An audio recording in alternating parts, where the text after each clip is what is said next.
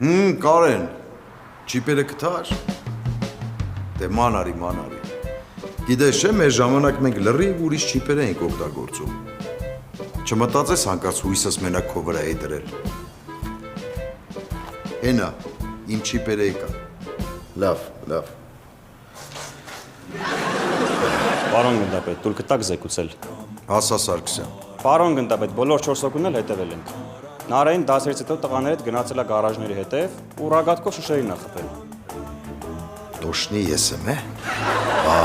Արփին։ Ճիշտն ասած Արփին կարիք չի եղել հետևել, որովհետև ինքը ամբողջ օրը ստորիա նկարել։ Ո՞ս թե ստորիա նկար է, բայց ինքը հեռախոս չունի։ Ունի, պարոն գնդապետ։ Լավ, այսօր էլ չի ունենա։ Լիլիթը։ Լիլիթը առավոտյան գնաց իր հավանական, բայց դասերը չավարտած վազեց թատերական ստուդիա։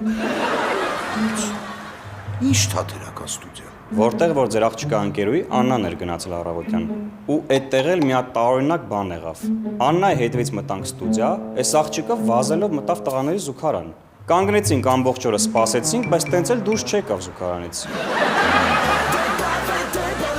Սա ապորինի